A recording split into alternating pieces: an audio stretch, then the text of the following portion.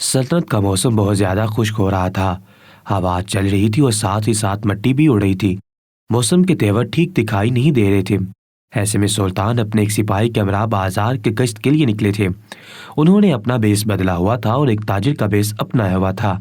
वो अपने सिपाही के साथ मुख्तलिफ दुकानों पर जाकर ताजिरों के मसाइल मालूम कर रहे थे कि वो एक ताजिर बने हुए थे। उन्होंने अपने लिबास से बिल्कुल भी ज़ाहिर नहीं किया था कि वो सुल्तान है। वो बिल्कुल आम आवाम के मसाइल मालूम करने के लिए उन्हीं का रूप इख्तियार कर लेते थे। उस वक़्त भी मुख्तलिफ किस्म के ताजिरों से मालूमात लेने के बाद उन्हें अंदाज़ा हुआ था कि बाज़ार में बहुत से किस्म की तिजारती इस्लाहात की ज़रूरत है। अभी वो सिपाही के हमरा थोड़ी दूर ही गए थे कि उन्हें एक जगह 7 से 8 लोगों का हुजूम दिखाई दिया था। सुल्तान ने सिपाही की तरफ देखा था और पूछा था कि ये हुजूम क्यों जमा है और ये लोग कौन हैं। सुल्तान की बात सुनकर सिपाही ने लाइल्मी का इजहार किया था और घोड़े से उतरकर वहां मालूम करने गया था कि आखिर ये लोग कौन हैं, क्योंकि बाजार में इससे पहले ऐसे लोग नहीं देखे गए थे। सिपाही के पूछने पर उन्होंने बताया था कि हम शिकारी हैं, जंगल में जंगली जानवरों का शिकार करते हैं और उनका गोश्त लाकर यहाँ आकर बेचते हैं। हम इस सल्तनत में नए हैं और हमें यहाँ आए तीसरा दिन है। सिपाही ने सुल्तान को उनका तारफ बता दिया था और वो लोग वहाँ से रुखसत होने वाले थे। सुल्तान ने जब सिपाही की जुबान पर यह बात सुनी थी तो उन्हें कहा था कि उन्हें कहा जाए कि सुल्तान उस वक्त तक किसी शख्स को बाजार में किसी चीज़ की खरीदो फरोख्त की इजाज़त नहीं देते जब तक वो सुल्तान के पास जाकर सबसे पहले महसूल ना जमा करवा ले। और चूंकि ये तो दूसरी सल्तनत से आए हुए हैं और यहाँ चंद महीनों के लिए इनका कयाम है, तो इन्हें चाहिए कि वो सुल्तान के पास जाकर पहले अपना इंदराज करवा लें, महसूल अदा करें और उसके बाद ही उन्हें मरकजी बाजार में खरीदो फरोख्त की इजाज़त होगी। थोड़ी देर बाद सिपाही ने एक आम आदमी की हैसियत से उन्हें यहाँ का सारा कानून समझा दिया था, क्योंकि अगर वो उन्हें ये कहता कि वो सुल्तान का सिपाही है और ये सुल्तान का हुक्म है, तो सुल्तान जो बेस बदल कर बाजार का गश्त करने के लिए आए हुए थे उनका राज खुल जाता और उन्हें हकीकत मालूम हो जाती। इसलिए वो वहां सुल्तान के चले जाने के बाद थोड़ी देर खड़ा रहा था और फिर आकर उन्हें समझाया था। शिकारी ने सिपाही की बात सुनी थी तो एक दूसरे की तरफ देखकर हंसते थे और कहा था, सुल्तान को कैसे पता चला कि हम यहाँ खरीदो फरोख्त कर रहे हैं? उनका तो कोई एक आदमी भी यहाँ नजर नहीं आ रहा। जब वो खुद हमें बुलवाएंगे तब ही हम जाएंगे, वरना किसी को शौक है कि वो शिकार करके बेचे गए जानवर का महसूल भी अदा करे। ये कहकर वो आपस में हंसी मजाक करने लगे थे। सिपाही को बड़ा गुस्सा आया था, लेकिन ये वक्त की नजाकत नहीं थी कि वो उनके सामने गुस्सा करता। उन्हें हकीकत बता देता कि वही सुल्तान का आदमी है और उस वक्त बाजार में वो लोग इसी तरह गश्त करने के लिए खड़े हुए हैं। सिपाही खामोश हो गया था। उसे अब सुल्तान को जाकर उनकी सारी बात बतानी थी कि किस तरह ये लोग आपस में हंसी मजाक करके यहाँ के कानून का मजाक उड़ा रही हैं और साथ ही साथ ये भी कह रहे थे कि अगर यहाँ का कानून सख्त है तो फिर सुल्तान या उनका कोई एक आदमी भी यहाँ नजर क्यों नहीं आ रहा। सिपाही ने महल में आकर सुल्तान को सारी सूरत-ए-हाल से आगाह कर दिया था और उन्हें बता दिया था कि किस तरह वो लोग आपस में ये बातें कर रहे थे। सुल्तान ने जब ये सुना था तो उन्हें बड़ा गुस्सा आया था, लेकिन उन्होंने सब्र से काम लिया था और तहम्मुल से सिपाही की तरफ देखकर कहा था, अगर ये लोग खुद चल कर नहीं आएंगे तो वक्त उन्हें मेरे पास ले आएगा और मैं उनसे पूछूंगा कि उन्हें बाजार में सुल्तान का कोई आदमी नजर आया या नहीं। सुल्तान की बात का मतलब समझकर सिपाही मुस्कुरा दिया था। वो अच्छी तरह जान गया था कि सिपाही हमेशा हर चीज पर नजर रखते थे, बिल्कुल इसी तरह जिस तरह बाजार में उन गैर मुकामियों को देखकर वो पहली नजर में पहचान गए थे और उन्होंने सिपाही को वहां जाने के लिए कहा था। जिसके बाद सिपाही को मालूम हुआ था कि ये लोग वाकई में गैर मुकामी थे, शिकारी थे और बगैर महसूल अदा करके बाजार में खरीदो फरोख्त कर रहे थे, लेकिन वक्त उन्हें जल्द सुल्तान के पास लाने वाला था और फिर उसके बाद सुल्तान उन्हें सबक सिखाने वाले थे। इस बात को 3 दिन गुजर चुके थे और आज काफी अरसे बाद महल में चहल पहल दिखाई दे रही थी। आज काफी दिनों बाद सुल्तान ने दरबार लगाया था और तमाम लोग महल के अंदर दाखिल होकर मरकजी कमरे में बैठने की तैयारी कर रहे थे। सिपाही ने तमाम दरबारियों को बैठने का हुक्म दे दिया था और कहा था कि थोड़ी देर में ही सुल्तान अपने तख्त पर हाजिर होंगे। चुनाचे तमाम लोग बारी बारी उठेंगे और अपने मसले बयान करेंगे, अपने मसले का हल سنیں گے اور اس کے بعد دوسرے دروازے سے محل سے باہر چلے جائیں گے۔ چونکہ سلطان نے یہ دربار کافی عرصے بعد لگایا تھا، اس لیے محل میں بہت زیادہ رش تھا، عوام کا ہجوم تھا، لیکن سپاہی انہیں بہت اچھے طریقے سے بٹھا رہے تھے، انہیں سمجھا رہے تھے، یہاں تک کہ باہر نکلنے کا راستہ بھی بتا رہے تھے۔ اسی دوران سپاہی نے دیکھا تھا کہ وہ 7 سے 8 شکاری بھی دربار میں داخل ہوئے تھے۔ یہ وہی سپاہی تھا جو اس وقت سلطان کے ساتھ بازار میں موجود تھا، اور اس نے ان شکاریوں کو دیکھا تھا اور وہ انہیں دیکھ کر حیران رہ گیا تھا، اور اسی سپاہی کو سلطان کی بات یاد آ گئی تھی کہ کس طرح سلطان نے انہیں کہا تھا کہ اگر وہ خود اپنے پیروں سے چل کر نہیں آئیں گے تو وقت انہیں میرے پاس کھینچ کر لے آئے گا، اور آج وہ بات بالکل سچ ثابت ہو گئی تھی۔ اسی حیرانی میں وہ سپاہی آگے بڑھا تھا اور ان سے پوچھا تھا کہ وہ کیوں تشریف لائے ہیں۔ وہ شکاری چہرے سے ہی پریشان دکھائی دے رہے تھے، اور 3 دن پہلے کی جو خوشی، جو مسکان ان کے چہرے پر تھی، وہ بالکل مقفوض تھی۔ سپاہی نے یہ دیکھا تھا تو عجیب مخمصے میں پڑ گیا تھا۔ ان شکاریوں نے سپاہی سے پوچھا تھا، ہم نے سنا ہے کہ آج سلطان نے دربار لگایا ہے، ہم سلطان سے ایک مسئلے کے حل کی تلاش کے لیے آ رہے ہیں، کیا وہ ہمیں ہمارے مسئلے کا حل بتا دیں گے؟ سپاہی نے اندر جانے کی اجازت دی تھی اور کہا تھا کہ اندر جا کر مرکزی کمرے میں بیٹھ جائیں، وہاں تمام لوگ اپنی باری کا انتظار کر رہے ہیں، آپ بھی ان کے ساتھ شامل ہو جائیں اور اپنی باری آنے پر سلطان سے اپنا مسئلہ کہہ دیجیے گا، وہ آپ کی ضرور رہنمائی کریں گے۔ اب سپاہی کو بھی تجسس ہو گیا تھا کہ آخر ان کے ساتھ کیا معاملات پیش آ گئی ہیں کہ وہ خود چل کر سلطان کے دربار میں بالآخر آ گئی ہیں۔ تمام لوگ اپنے اپنے مسائل سلطان کے آنے کے بعد پیش کر رہے تھے، سلطان ان کے مسائل کا حل سوچ کر انہیں بتا رہے تھے، یہاں تک کہ ان شکاریوں کی باری آ گئی تھی۔ سلطان نے انہیں دیکھا تھا تو ان کے چہرے پر مسکراہٹ بکھر گئی تھی، لیکن انہوں نے اپنی مسکراہٹ چھپا لی تھی۔ شکاری آگے بڑھے تھے اور سلطان سے کہا تھا، آداب سلطان معظم، ہم آپ کی سلطنت میں ابھی چند دنوں پہلے ہی تشریف لائے ہیں، اور جس دن ہم تشریف لائے تھے اس کے اگلے 3 دن تک ہم نے خوب یہاں کے خوبصورت گھنے اور وسیع جنگل میں شکار کیا تھا۔ بہت سے جنگلی جانور شکار کرنے کے بعد ہم انہیں بازار میں لائے تھے اور ان کا گوشت بیچا تھا اور اچھا خاصا منافع کما لیا تھا، لیکن اب پچھلے 3 دنوں سے ایک عجیب سا قصہ ہو رہا ہے۔ ہمیں جب سے پتہ چلا ہے کہ آپ دربار لگاتے ہیں اور لوگوں کے مسائل کا حل پیش کرتے ہیں تو ہم نے سوچا کہ کیوں نہ ہم یہاں آ کر آپ سے پوچھ لیں۔ دراصل مسئلہ یہ ہے کہ پچھلے 3 دنوں سے جنگل کا ایک شیر ہمیں شکار کرنے نہیں دیتا، ورنہ اس سے پہلے ایسا کبھی نہیں ہوا۔ اکثر وہ شیر ہمیں دکھ جاتا تھا تو ہم درختوں پر چڑھ جاتے تھے اور تھوڑی دیر بعد وہ وہاں سے رخصت ہو جاتا تھا، لیکن پچھلے 3 دنوں سے عجیب سا قصہ ہو رہا ہے کہ وہ شیر وہیں بیٹھ جاتا ہے جہاں ہم نے جال بچھایا ہوا ہوتا ہے، اور اس کے بعد اس وقت تک وہاں سے نہیں ہلتا جب تک ہم جنگل سے رخصت نہیں ہو جاتے۔ یعنی وہ شیر کسی قیمت پر بھی پچھلے 3 دن سے ہمیں شکار نہیں کرنے دے رہا، اور ایسا محسوس ہوتا ہے جیسے وہ تربیت یافتہ شیر ہو اور اسے سکھایا گیا ہو کہ جیسے ہی تمہیں شکاری نظر آئے تمہیں وہیں بیٹھ جانا ہے اور انہیں اپنے مقصد میں کامیاب نہیں ہونے دینا ہے۔ سلطان معظم، اب آپ ہی بتائیں، ہمارا گزر بسر تو اسی گوشت کو بیچ کر ہو رہا ہے۔ ہم متوسط طبقے سے تعلق رکھتے ہیں، لیکن پچھلے 3 دن سے شکار نہ ملنے کی وجہ سے ہمارا شمار غریبوں میں ہو رہا ہے۔ چونکہ یہ آپ کی سلطنت ہے، یہ جنگل بھی آپ کی ملکیت میں ہے، چنانچہ ہم آپ سے یہ کہنے آئے کہ آپ اپنے جنگل میں بسنے والے جنگلی جانوروں کو زیادہ بہتر جانتے ہوں گے، آخر ایسی کیا وجہ ہے کہ وہ اس طرح کرتا ہے؟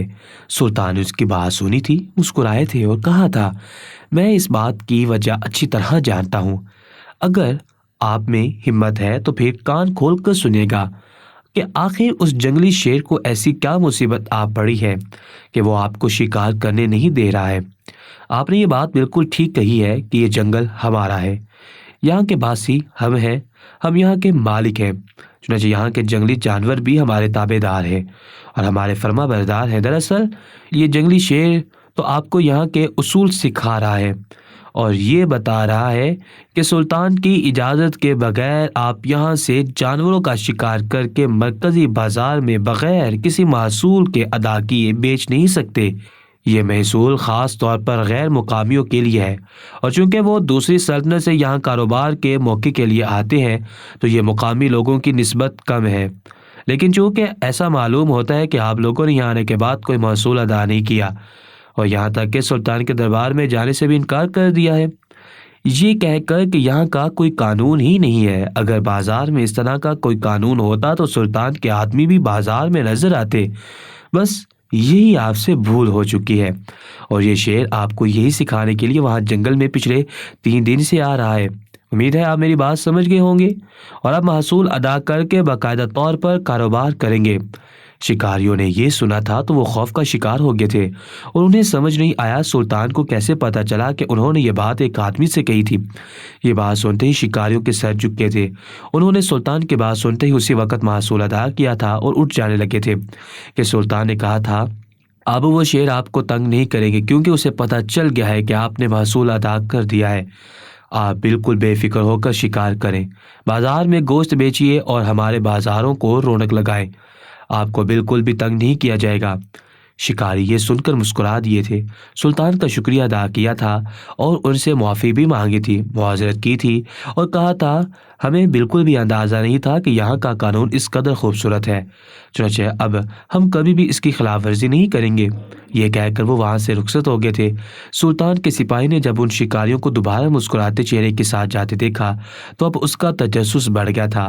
ان کے چہرے پر پریشانی کے آثار واضح طور پر دکھائی دے رہے تھے، مگر اب وہ مسکراتے چہرے کے ساتھ رخصت ہوئے تھے اور فوراً سے سلطان کے پاس وہ آیا تھا اور عرض کیا تھا کہ سلطان معظم، وہ شکاری جب آئے تھے تو پریشان دکھائی دے رہے تھے، اب جاتے ہوئے وہ خوش دکھائی دے رہے ہیں، اس کی کیا وجہ ہے؟ یہ سنتے ہی سلطان مسکرائے تھے اور کہا تھا کہ پہلے وہ پریشان حال اس لیے تھے کیونکہ انہوں نے سلطنت کے قانون کا مذاق بنایا تھا، اور اب وہ خوش اس لیے تھے کیونکہ انہوں نے سلطنت کے قانون کا مذاق اڑانے کے بعد نہ صرف معافی مانگی تھی بلکہ محصول بھی جمع کروا دیا ہے۔ سپاہی نے ابھی بھی ناسمجھی سے سلطان کی طرف دیکھا تھا اور اس کی تھی کہ سلطان معظم، آپ کی فہم و فراست تو بہت زیادہ مشہور ہے اور میں ایک نادان سا بندہ ہوں، لہٰذا آپ مجھے اچھی طرح سمجھا دیجیے، میری سمجھ میں کچھ بھی نہیں آیا ہے۔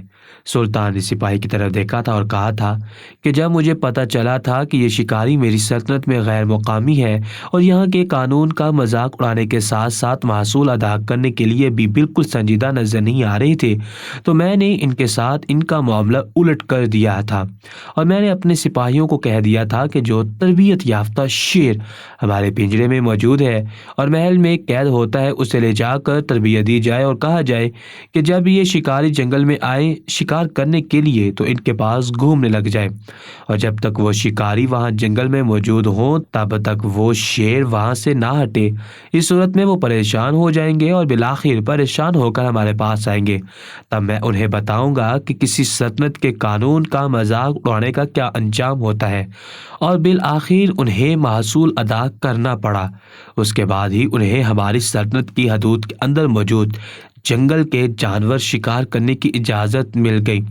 یہ سن کر سپاہی اش اش کر اٹھا تھا اور وہ سلطان کی بصیرت کا مداح بن گیا تھا۔ اس نے آگے بڑھ کر سلطان کا ہاتھ چوم لیا تھا اور کہا تھا سلطان معظم، آپ واقعی میں ایک بہترین سلطان ہیں اور عوام کے خادم ہیں۔ آپ نے بہت اچھے طریقے سے ان شکاریوں کو سبق سکھایا، یہاں تک کہ ان کے لیے ایک ایسا مسئلہ پیدا کیا کہ وہ آپ سے ہی مسئلے کا حل تلاش کرنے آئے ہیں، اور آپ نے ان سے محصول بھی وصول کر لیا۔ سلطان مسکرائے تھے اور کہا تھا کہ یہ سلطنت میری امانت ہے اور اس کے اصولوں کی جو کوئی بھی خلاف ورزی کرے گا مجھے ان کو سبق سکھانا فرض ہے۔ چنانچہ میں نے یہ ترکیب اپنائی اور اپنی سلطنت کے حق میں بہترین کیا۔ سپاہی نے سلطان کو خراج پیش کیا تھا اور اپنے فرض کی طرف واپس لوٹ گیا تھا۔ اس بات کو پورے 2 ہفتے گزر گئے تھے۔ سلطان اس وقت اپنے دربار میں موجود تھے، اہم عہدیداروں سے گفتگو کر رہے تھے کہ سپاہی آیا تھا اور سلطان کی گفتگو ختم ہونے کا انتظار کیا تھا۔ انہوں نے جیسے ہی اپنی گفتگو ختم کی تھی وہ آگے بڑھا تھا اور کہا تھا سلطان معظم، آج سرحد کی طرف ایک عجیب قسم کی نقل و حرکت دیکھی گئی ہے۔ یہ نقل و حرکت دراصل ان بچوں اور عورتوں کی تھی جو جنگل کے قریب ایک بستی میں رہتے تھے اور جنگلی چیزوں پر ہی ان کا گزارا ہوتا ہے، یعنی جنگلی جانوروں کا شکار کرتے ہیں، جنگل کی مختلف قسم کی جڑی بوٹیوں کو کھاتی ہیں اور انہیں دوسری قسم کی دنیاوی آبادی کی ترقی سے نہ کوئی غرض ہے اور نہ وہ ان سے متاثر ہوتے ہیں۔ یہ نقل و حرکت سرحد کی طرف موجود ایک سپاہی نے دیکھی تھی اور انہیں روک کر پوچھا تھا کہ وہ اتنی بڑی تعداد میں نقل مکانی کیوں کر رہے ہیں۔ چنانچہ وہ بیل گاڑیوں پر سوار تھے اور مختلف سامان بھی ان کے پاس تھا۔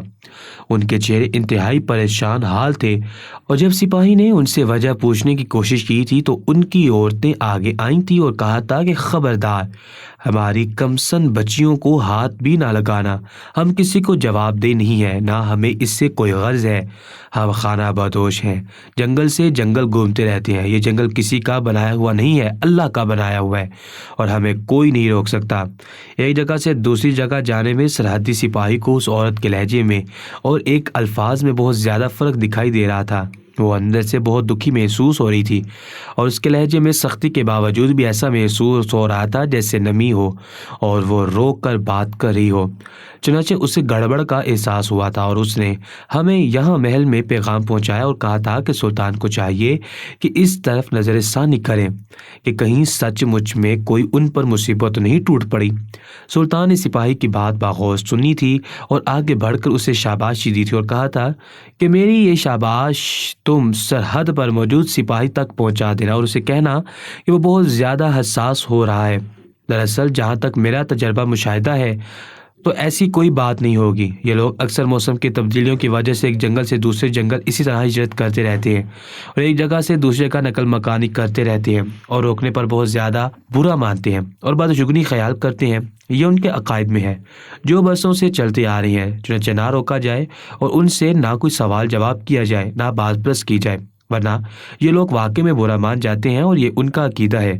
چنانچہ تم ان تک میرا پیغام پہنچا دینا کہ اگر کبھی دوبارہ ان سے کسی اور خاندان کی وہ نقل مکانی دیکھے تو بالکل بھی ان سے سوال و جواب نہ کرے، بلکہ انہیں جانے دے کہ یہ ہر جگہ پر انہیں اس طرح کی آزادی حاصل ہوتی ہے۔ وہ خانہ بدوش ہوتے ہیں اور ایک جگہ ان کا ٹھکانہ نہیں ہوتا، ان کی زندگی ایسے ہی گزرتی ہے، اس لیے انہیں دوسرے انسان بھی موقع دیتے ہیں اور ان سے کوئی سوالات نہیں کرتے۔ سپاہی نے سلطان کا پیغام منو ان ویسے ہی پہنچا دیا تھا جیسے سلطان نے کہا تھا، اور سرحد پر موجود سپاہی خاموش ہو گیا تھا۔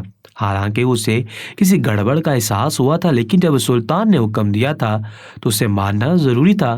اگر کوئی گڑبڑ ہوتی تو سلطان ضرور انہیں کوئی پیش قدمی کرنے کا کہتے، لیکن سلطان کی طرف سے الگ ہی قسم کا حکم آیا تھا۔ چنانچہ وہ سپاہی خاموش ہو گیا تھا اور اپنے دوسرے کاموں میں مصروف ہو گیا تھا۔ سلطان آج بازار میں گشت کے لیے دوبارہ نکلے تھے اور ان کے ساتھ سپاہی ان کے ہمراہ موجود تھا۔ انہوں نے ایک بار پھر سے اپنا بیس بدلا ہوا تھا۔ وہ یہ دیکھنا چاہتے تھے کہ پچھلے کچھ دنوں میں انہوں نے جو اصلاحات نافذ کی تھی ان پر صحیح طریقے سے عمل کیا جا رہا ہے یا ابھی بھی ان میں رکاوٹیں پیدا کی جا رہی ہیں۔ وہ اچھی طرح اپنے سلطنت کے دشمنوں کو جانتے تھے اور وہ یہ بھی جانتے تھے کہ وہ ہر ممکن طور پر یہ کوشش کریں گے کہ سلطان کا بازار کسی بھی طرح ترقی نہ کر سکے۔ یہی وجہ تھی کہ سلطان بار بار اس بازار کا گشت کرنے کے لیے بیس بدل کر نکل جایا کرتے تھے۔ آج وہ دوبارہ اسی بازار میں گئے تھے۔ وہ مرکزی بازار کہلاتا تھا، وہاں رش نہ ہونے کے برابر تھا، اور وہ شکاری جو سلطان کو محصول ادا کر کے یہاں خرید و فروخت کر رہے تھے بالکل خالی بیٹھے تھے، دھندا نہیں تھا اور ایک دوسرے سے سر جوڑ کر کچھ باتیں کر رہے تھے۔ سلطان نے سپاہی کو اشارہ کیا تھا اور کہا تھا کہ جاؤ اور جا کر ان سے پوچھو کہ آج ان کے پاس گوشت موجود ہے یا نہیں، اور آج انہوں نے کون سے جانور کا شکار کیا ہے۔ سپاہی آگے بڑھا تھا، شکاریوں کو سلام کیا تھا اور بالکل مقامی افراد کی طرح ان سے پوچھ تاچھ کرنے لگا تھا کہ کیا آج ان کے پاس بیچنے کے لیے کوئی جنگلی خرگوش کا گوشت ہے یا پھر ختم ہو گیا ہے۔ انہوں نے سپاہی کی طرف دیکھ کر افسوس کیا تھا اور کہا تھا کہ ہم آج بہت زیادہ اداس ہیں، ہم نے محصول بھی ادا کیا ہے لیکن لگتا ہے کہ سلطان کو ابھی بھی ہم سے کوئی دشمنی ہے، ہم ابھی تک شکار نہیں کر پا رہے ہیں اور یہی بیٹھ کر یہی سر جوڑ کر سوچ رہی ہیں کہ ہمیں سلطان کے پاس جانا چاہیے۔ اس جنگل میں وسیع تعداد میں جنگلی جانور موجود ہیں اور ہم انہیں شکار کر کے ان کا گوشت یہاں بیچنا چاہتے ہیں، لیکن حیرت انگیز طور پر صرف یہاں آنے کے 3 دن تک ہم نے شکار کیا اور اس کے بعد اب تک جتنے بھی دن گزرے ہیں ہمیں گوشت نصیب نہیں ہو رہا۔ ہم نے یہاں تک کہ محصول بھی ادا کر دیا ہے۔ آخر ہماری ایسی کیا غلطی ہوگی ہے یا پھر یہ جنگل کے جانور ہم سے زیادہ ہوشیار ہیں، ہمیں دیکھتے ہی چھپ جاتے ہیں، یا سامنے ہی نہیں آتے، اس لیے ہم مایوس ہو کر یہاں سے واپس لوٹ جانے کا سوچ رہے ہیں۔ لیکن ہم نے یہ سوچ رکھا ہے کہ ہم ایک بار پھر سے سلطان سے ملیں گے، ان سے اپنا مسئلہ بیان کریں گے، کیونکہ پچھلی بار بھی جب ہم سلطان کے پاس گئے تھے تو انہوں نے نہ صرف ہمارا مسئلہ سنا تھا بلکہ حل بھی پیش کیا تھا، اور ہم مطمئن ہو کر بازار واپس آ گئے تھے۔ سپاہی نے انہیں دیکھ کر کہا تھا کہ ہاں، تم لوگوں کو اپنا مسئلہ ضرور سلطان سے کہنا چاہیے۔ ایسا ہرگز نہیں ہو سکتا کہ جنگل میں جنگلی جانور ہی موجود نہ ہو۔ یہ اللہ کی بنائی ہوئی وسیع سرزمین ہے، یہاں بہت سی تعداد میں جنگلی جانور موجود ہیں، اور ایسے ایسے نایاب قسم کے موجود ہیں کہ تم لوگوں نے کسی اور جنگل میں نہیں دیکھے ہوں گے۔ ویسے بھی میں نے سنا ہے کہ کل سلطان پھر سے دربار لگائیں گے اور لوگوں کی فریاد سنیں گے۔ تم بھی وہاں آ جانا اور اپنا مسئلہ بیان کرنا، امید ہے تم لوگوں کو بھی جواب موصول ہو جائے گا اور تمہارا مسئلہ حل ہو جائے گا۔ شکاریوں نے اس مقامی شخص کا شکریہ ادا کیا تھا جو دراصل سلطان کا سپاہی تھا اور اس سے گوشت لینے کے لیے آیا تھا۔ تھوڑی دیر بعد بازار سے نکل کر وہ سلطان کے گھوڑے کے پاس آیا تھا اور اس نے شکاری کی ساری باتیں سلطان کے سامنے جوں کی توں کر بیان کر دی تھیں۔ سلطان نے جب یہ سنا تھا تو ان کے ہوش اڑ گئے تھے اور آوسان خطا ہو گئے تھے کہ آخر کیا یہ لوگ سلطان کے ساتھ کوئی کھیل کھیل رہے ہیں، کوئی منصوبہ بنا رہے ہیں، یا پھر سچ میں ان کے ساتھ یہ مسئلہ ہے کہ جنگل کے جانور وہ شکار نہیں کر پا رہے ہیں۔ اب وہ تبھی معلوم ہو سکتا ہے جب یہ شکاری لوگ اگلے دن سلطان کے دربار میں چلے آئیں۔ یہاں یہ بات تھی کہ سپاہی نے سلطان کو اس بات سے آگاہ کرنے کے لیے انہیں کہہ دیا تھا کہ سلطان کل دربار لگائیں گے، حالانکہ سلطان کا ایسا کوئی ارادہ نہیں تھا، لیکن اب تو دربار لگانا لازمی ہو گیا تھا تاکہ وہ سلطنت چھوڑنے سے پہلے آخری بار یہ بتا کر جائیں کہ آخر ان کے ساتھ کیا مسئلہ تھا۔ سلطان نے سپاہی کو اس کی اس عقل مندی کے لیے شاباشی دی تھی اور پھر فوراً سے اس کے ہمراہ محل کی جانب روانہ ہو گئے تھے۔ بازار کی کارکردگی تو انہیں اچھی دکھائی دے رہی تھی، لیکن شکاری ناخوش تھے، پریشان تھے۔ یہ بات انہیں بے چین کر گئی تھی۔ اگلے دن دربار میں پھر سے رش تھا، معمول کے مطابق کارروائی جاری تھی۔ تمام فریادی باری باری اٹھ کر سلطان کے تخت کے پاس آتے، اپنا مسئلہ بیان کرتے، سلطان انہیں حل فراہم کرتے اور پھر محل کے دوسرے دروازے سے وہ لوگ رخصت ہو جاتے۔ وہ شکاری ابھی تک نہیں پہنچے تھے اور سلطان کی نظر بار بار ان کی تلاش میں ادھر ادھر دوڑ رہی تھی۔ سلطان بے چین ہو گئے تھے اور جاننا چاہتے تھے کہ آخر محصول ادا کرنے کے بعد بھی ایسی کیا بات ہو گئی تھی کہ وہ شکار نہیں کر پا رہے تھے، یہاں تک کہ آخری فریادی رہ گیا تھا۔ شام ہونے والی تھی اور وہ شکاری نہیں آئے تھے۔ سلطان نے آخری فریادی کو جب اس کے مسئلے کا حل بتایا اور وہ ناوانا ہوا تو دربار ختم ہونے کا اعلان کرنے سے پہلے وہ شکاری اندر داخل ہو گئے تھے۔ انہوں نے سلطان کی طرف دیکھ کر سلام کیا تھا اور کہا تھا، سلطان معظم، ہمارا مسئلہ تو ابھی بھی ویسے کا ویسا ہی ہے۔ محصول ادا کرنے کے بعد بھی ایسا لگتا ہے کہ آپ کے شیر کو آپ نے یہ نہیں بتایا کہ محصول مل گیا ہے، اور اب مزید محصول کی وصولی کے لیے ہمارے ساتھی کھیل کھیل رہے ہیں تاکہ ہم شکار نہ کر سکیں اور یہاں سے رخصت ہو سکیں۔ سلطان نے یہ سنا تو انہیں سخت طیش آ گیا تھا اور انہوں نے غصیلی نگاہوں سے تمام شکاریوں کی طرف دیکھ کر کہا تھا کہ میں مسلمان ہوں اور مسلمان اور مومن اپنی ایک ہی زبان پر بھروسہ رکھتے ہیں، ان کی دو رائے نہیں ہوتی۔ میں نے تم لوگوں سے کہہ دیا تھا کہ محصول کی ادائیگی کرنے کے بعد تم لوگ آسانی سے شکار کر سکتے ہو اور میری طرف سے کوئی بھی رکاوٹ نہیں ہے، تو پھر تم لوگ بغیر کسی بات کے سوچے سمجھے مجھ پر الزام کیسے ڈال سکتے ہو؟ ان لوگوں نے سلطان کی طرف دیکھ کر حیرت سے کہا تھا کہ سلطان معظم، ہمیں تو یہ محسوس ہوا تھا کہ آپ نے ابھی تک اس شیر کو تربیت دے کر بیچ رکھا ہے تاکہ ہم مایوس ہو کر یہاں سے واپس لوٹ جائیں۔ سلطان نے ان کی اس بات کی نفی کی تھی اور کہا تھا کہ ایسا ہرگز بھی نہیں ہے۔ میں نے تو اپنے سپاہی سے کہہ دیا تھا کہ وہ تربیت یافتہ شیر وہاں سے ہٹا دیا جائے، لیکن آخر ایسی بھی کیا بات آ گئی ہے کہ تم لوگ شکار نہیں کر سکتے؟ تم سب مجھے دوبارہ سارا قصہ سناؤ۔ ان لوگوں نے کہا تھا کہ قصہ وہی ہے، ہم جنگل میں جاتے ہیں، جال کے پاس وہ شیر آ کر بیٹھ جاتا ہے۔ پہلے تو وہ صرف آ کر بیٹھ جاتا تھا، اب تو خطرناک قسم کی آوازیں نکالتا ہے اور ہمیں ہرگز بھی کوئی شکار نہیں کرنے دیتا، یہاں تک کہ جنگل کے جس کونے میں ہم پہنچ جاتے ہیں یہ لوگ وہیں آ جاتے ہیں۔ اس بار تو صرف شیر اکیلا نہیں آیا تھا بلکہ جھنڈ کے جھنڈ آ جاتے ہیں، یہاں تک کہ ڈر کر تو 2 دن تک ہم جنگل میں نہیں گئے تھے اور آج تو ہم واپس جانے کا سوچ رہے تھے۔ سلطان نے کہا تھا کہ میں سلطنت کا سلطان ہوں اور یہاں آنے والے مقامی اور غیر مقامی افراد کی تمام مسائل کا حل میرے پاس موجود ہوتا ہے، چنانچہ آپ لوگ مجھے ایک دن کا وقت دیجیے، میں معلوم کر لوں گا کہ آخر ایسا کیوں ہو رہا ہے اور پھر اس کے بعد آپ کو کوئی رکاوٹ پیش نہیں آئے گی۔ شکاری مطمئن ہو کر واپس لوٹ گئے تھے، لیکن سلطان شک و شبے کا شکار ہو گئے تھے۔ ان کے جانے کے بعد سلطان نے اپنے سپاہی کو بلایا تھا، انہیں سارا معاملہ کہہ سنایا تھا اور انہیں بتایا تھا کہ جس طرح آپ جنگل میں شکاریوں کا روپ اختیار کر کے جائیں گے اور پھر دیکھیں گے کہ شیر کا کیا طریقہ کار ہے۔ جہاں تک میری معلومات ہے تو وہ شیر جو ہماری تربیت یافتہ تھا وہ تو پنجرے میں بند ہے اور جنگل میں موجود بھی نہیں ہے، تو پھر یہ کون سا شیر ہے جو اس وقت دہشت پھیلائے ہوئے ہے اور شکار نہیں کرنے دے رہا ہے؟ سپاہی نے بات کو سمجھ لیا تھا اور انہوں نے شکاریوں کا روپ دھار لیا تھا، سارا سامان اپنے ساتھ لیا تھا اور جنگل میں ایک طرف جال بچھائے درخت پر چڑھ کر شکار کا انتظار کرنے لگے تھے۔ تھوڑی دیر بعد ہی شیر اپنی تیز دھار آواز کے ساتھ چنگارتے ہوئے وہاں پہنچ گیا تھا اور جال کے ساتھ آ کر بیٹھ گیا تھا۔ تھوڑی دیر بعد اٹھ کر گول گول چکر کاٹنے لگا تھا اور اپنی تیز دھار آواز کے ساتھ وہاں دہشت پیدا کر رہا تھا۔ سلطان کے سپاہیوں نے دیکھ لیا تھا کہ شکاری واقعی میں سچ بول رہے ہیں اور وہ شیر تربیت یافتہ نہیں ہے بلکہ ایک دوسرا شیر ہے جو جنگل کا ہی رہنے والا ہے، جنگلی ہے، اور وہ شکاریوں کو دیکھ کر ایک عجیب طرح سے آواز نکالنا شروع ہو جاتا ہے۔ یہ آواز عموماً شیر ایک خاص قسم کے مخصوص حالات میں نکالتے ہیں، اس وقت جب انہیں یہ پتہ چل جاتا ہے کہ انہیں کسی چیز سے خطرہ ہے۔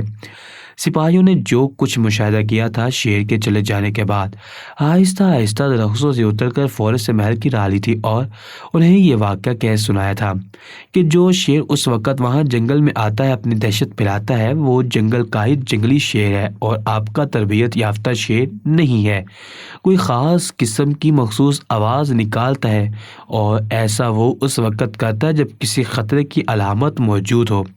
سلطان معظم شکاری بالکل سچ بول رہے ہیں، انہوں نے کسی قسم کے جھوٹ کا سہارا نہیں لیا ہے۔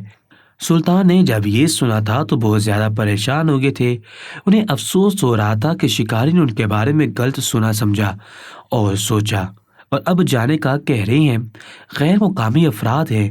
سلطان کو افسوس اس بات کا ہو رہا تھا کہ دوسری سلطنت جا کر ان کی ساکھ خراب ہوگی اور وہ یہ بیان دیں گے کہ وہاں کے سلطان نے محض محصول کے حصول کے لیے ان کے ساتھ کھیل رچا تھا۔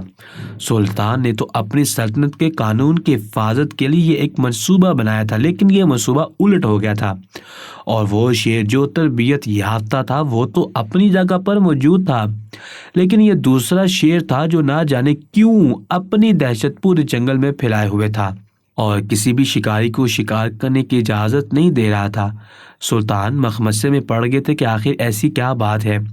انہوں نے شاہی حکیم کو بلایا تھا اور کہا تھا کہ آپ تو جانوروں کے بارے میں بھی اچھی طرح معلومات رکھتے ہیں، آپ مجھے بتائیے کہ یہ شیر اس طرح سے کیوں کر رہا ہے، کیا اسے کوئی مسئلہ ہے یا اس نے ایسا کچھ دیکھ لیا ہے؟ مجھے کچھ سمجھ نہیں آ رہا، اب آپ ہی مجھے کچھ مشورہ دیجیے۔ شاہی حکیم نے سپاہیوں سے شیر کی ایک ایک حرکت کے بارے میں پوچھا تھا اور پھر جو نتیجہ نکلا تھا وہ سلطان کے سامنے یوں رکھا تھا۔ سلطان معظم، وہ شیر دراصل ڈرا ہوا ہے اور اسی ڈرنے کی وجہ سے وہ دوسروں کو ڈرا رہا ہے۔ اس نے اپنی آنکھوں سے کچھ ایسا دیکھ لیا ہے جس سے وہ بھلا نہیں پا رہا ہے اور اسی مخصوص لوگوں کو دیکھ کر اسے وہ بات یاد آ جاتی ہے، اس کا ذہن تیزی سے اسے وہ بات دہرانے لگتا ہے اور پھر وہ طیش میں آ جاتا ہے۔ چنانچہ آپ شیر کے پیچھے مت جائیے، اس کی وجہ کو معلوم کرنے کی کوشش کیجیے جو شیر کو اس حد تک دھاڑنے، چیخنے، چنگارنے پر مجبور کرائے۔ سلطان حکیم کی یہ بات سنی تھی تو حیرت کا شکار ہو گئے تھے اور کہا تھا کہ آخر ایسی کون سی بات ہوگی ہے جو شیر اس بات کو بلا نہیں پا رہا، اور بار بار اسی بات کے ذہن میں آتے ہی وہ ایک مخصوص قسم کے لوگوں کو دیکھ کر چیخنے چلانے لگ جاتا ہے۔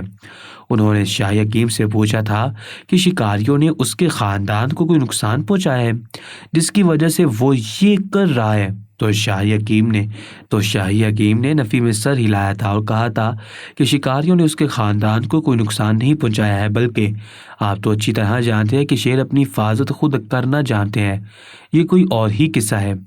آپ کو اس قصے کی تحقیق ضرور کرنی چاہیے اور اس کے پیچھے چھپے عوامل کو ضرور عوام کے سامنے لانا چاہیے۔ اسی دوران سلطان کے ذہن میں سرحدی سپاہی کی بات یاد آ گئی تھی۔ اس نے ایک مشاہدہ کیا تھا، فوراً سے سلطان کو کہا تھا۔ سلطان ٹھٹک گئے تھے، کہیں سلطان سے یہی تو کوئی معاملہ چوک نہیں گیا تھا، یہی تو سلطان سے کوئی غلطی نہیں ہوگی تھی۔ سلطان اب افسوس کا شکار ہو گئے تھے اور کہا تھا کہ اگر وہ اس وقت سرحدی سپاہی کی بات پر تحقیق کروا دیتے تو آج شاید معاملہ کچھ اور ہوتا اور سلطان کی ساکھ کچھ اور بن جاتی۔ لیکن سلطان بھی انسان تھے، انہوں نے تو اپنے اتنے سالوں کے تجربے مشاہدے کے حوالے سے بات کی تھی، لیکن آج کی دنیا ایک الگ ہی تجربہ تھی۔ اب سلطان نے فیصلہ کر لیا تھا کہ وہ خود جا کر معاملے کی تہہ تک پہنچے گے۔ اگلے دن سلطان نے شکاری کا روپ دھارا تھا اور جنگل میں پہنچ گئے تھے۔ ان کے ساتھ 2-3 اور سپاہی بھی موجود تھے، لیکن وہ جنگل کے باہر موجود تھے کیونکہ انہوں نے شکاری کا بھیس نہیں بدلا ہوا تھا۔ وہ جیسے ہی جنگل کے اندر گئے تھے اور اپنا جال بچھایا تھا، انہیں شیر کی آواز آ گئی تھی، لیکن سلطان ڈٹ کر وہیں کھڑے رہے تھے اور درخت پر نہیں چڑھے تھے۔ سپاہیوں نے یہ دیکھا تو شدید پریشان ہو گئے تھے کہ سلطان ایک معاملے کی تہہ تک پہنچنے کے لیے اپنی جان کو خطرے میں ڈال رہی ہیں۔ وہ آگے بڑھ کر انہیں روکنا چاہتے تھے، لیکن وہ وہیں ٹھہر گئے تھے۔ انہوں نے ایک عجیب ہی منظر دیکھا تھا اور وہیں جمے کے جمے رہ گئے تھے۔ شیر آہستہ آہستہ آ کر اپنے ایک مخصوص آواز نکال کر بالکل آہستہ قدموں کے ساتھ سلطان کی طرف بڑھا تھا۔ سلطان بھی بالکل نہ گھبرائے تھے، بلکہ شیر کے آنے کا انتظار کر رہے تھے، یہاں تک کہ اس سے پہلے شیر ان پر کود پڑتا اور انہیں حملہ کر کے زخمی کر دیتا، سلطان نے فوراً سے اپنے شکاریوں والا حلیہ تبدیل کر لیا تھا اور سلطان کے لباس میں آگے تھے۔ شیر وہیں ٹھہر گیا تھا، اس کی آواز نکلنا بھی بند ہو گئی تھی اور وہ بیٹھ چکا تھا۔ یہاں تک کہ سلطان آگے بڑھے تھے تو ان کے قدموں میں لیٹنے لگا تھا۔ ایسا محسوس ہو رہا تھا جیسے وہ بہت زیادہ غمگین ہو۔ شاہی حکیم نے بتایا تھا کہ جب شیر غمگین ہوتے ہیں تو اپنے شکاری کی طرف نظر اٹھا کر بھی نہیں دیکھتے، بلکہ زمین پر لوٹ پوٹ ہونے لگتے ہیں۔ اس وقت بھی یہی ہو رہا تھا۔ سلطان کو لگ رہا تھا جیسے یہ شیر سلطان سے کچھ کہنا چاہتا ہے اور سلطان کو اپنی بات منوا کر بتانا چاہتا ہے۔ اس کے ساتھ کیا ہوا ہے؟ سلطان آگے بڑھے تھے، اس کے سر پر جیسے ہی ہاتھ پھیرا تھا تو انہیں کمسن اور معصوم سی بچی کی آواز آئی تھی۔ اس نے سلطان کو اس طرح سے کرنے سے روک دیا تھا اور کہا تھا کہ آپ نے شکاری کا روپ اپنایا ہوا ہے، آپ اس کے آگے جائیں گے تو اسے دوبارہ وہ بات ذہن میں آ جائے گی جو اس نے دیکھ لی ہے اور وہ آپ پر حملہ کر دے گا۔ بھلے ہی یہ وہ جان چکا ہے کہ آپ سلطان ہیں، لیکن ذہنی روح میں بہہ کر وہ آپ پر حملہ کر دے گا۔ سلطان نے جب بچی کے منہ سے یہ الفاظ سنے تھے تو حیران رہ گئے تھے۔ کتنی چھوٹی بچی تھی اور اتنی بڑی باتیں کر رہی تھی۔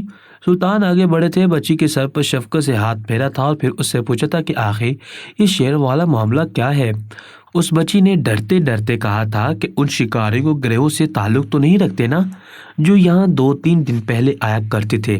سلطان نے سر نفی میں ہلایا تھا، اس بچی کو اپنی گود میں بٹھایا تھا، اسے شفقت سے پیار کیا تھا اور کہا تھا کہ نہیں بیٹا، میں تو سلطنت کا سلطان ہوں اور مجھے پتہ چلا ہے کہ یہ شیر شکاریوں کو شکار کرنے نہیں دیتا، تو میں وجہ معلوم کرنے آیا ہوں۔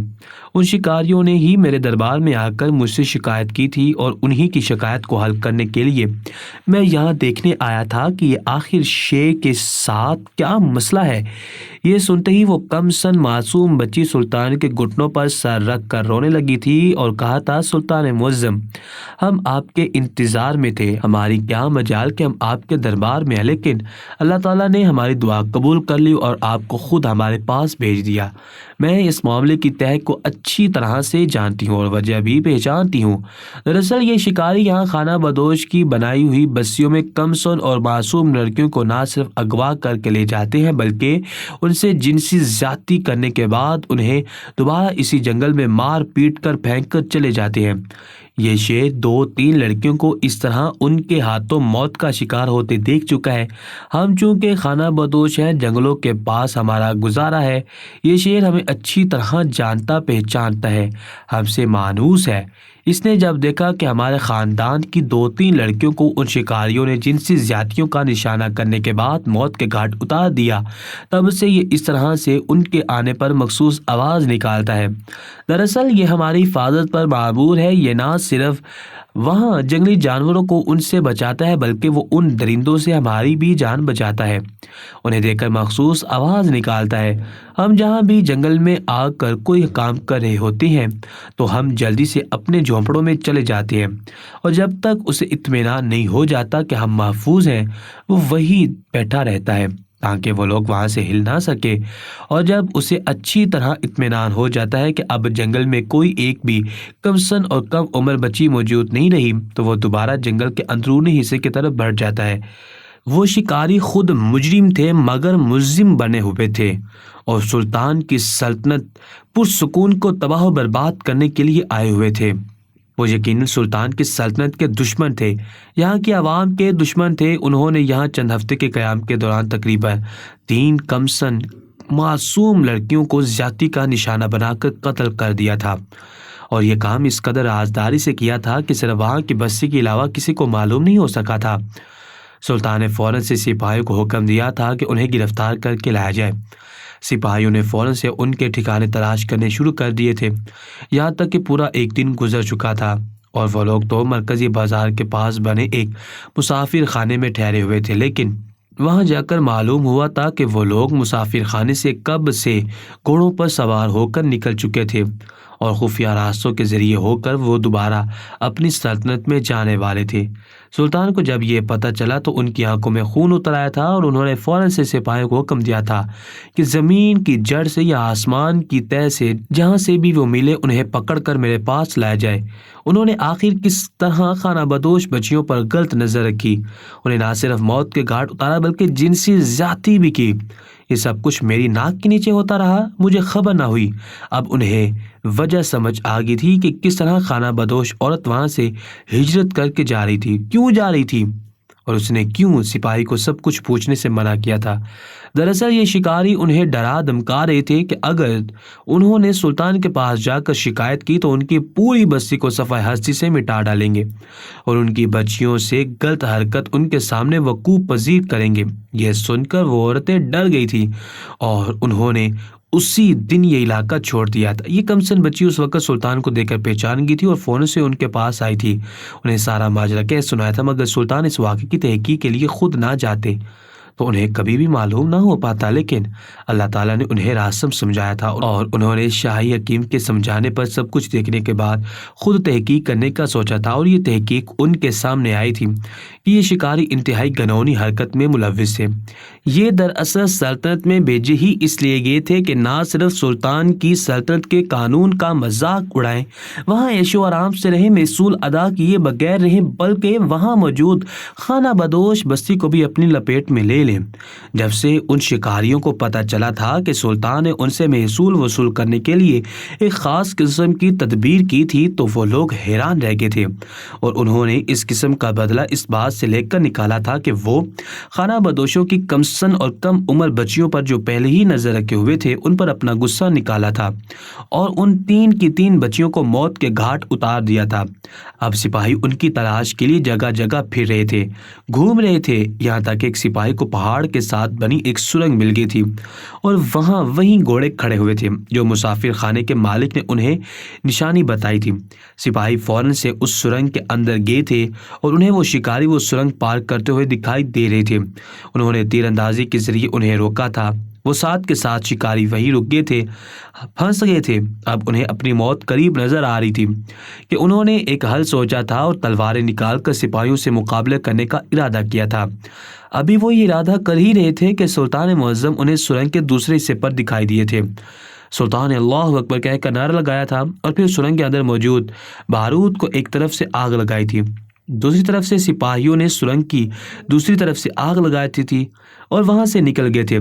शिकारियों ने अपनी मौत करीब देख ली थी और उन्हें पता चल गया था कि सुल्तान सब कुछ जान गए हैं।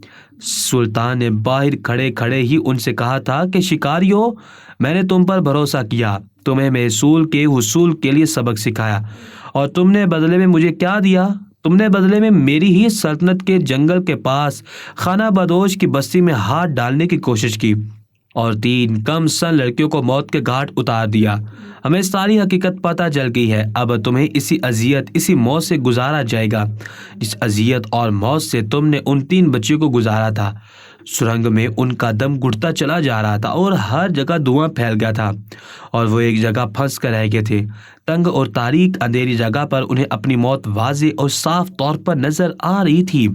उन्हें पता चल गया था कि सुल्तान से वो किसी तौर पर भी नहीं जीत सकते थे और उनकी हकीकत सुल्तान ने जल्द ही जान ली थी। उन्हें तो यूं लगा था कि वो जीत चुके हैं, बस सुल्तान को शिकस्त हुई है, लेकिन ये उनकी खाम ख्याली थी। उनकी शिकस्त हुई थी और सुल्तान जीत के थे। दरअसल सुल्तान ने तो इंसाफ के तकाजे के तौर पर इंसाफ के साथ शिकारियों, कम सन और कम उम्र बच्चियों के साथ जिनसी वाक़यात के बाद मौत की सज़ा सुनाई थी और उन्हें मौत की सज़ा देकर खाना बदोश बस्ती के सामने ये साबित कर दिया था कि जिस तरह सल्तनत की आम आवाम उनके लिए महबूब है, इसी तरह ये खाना बदोश बस्ती भी उन्हीं की सल्तनत का हिस्सा है।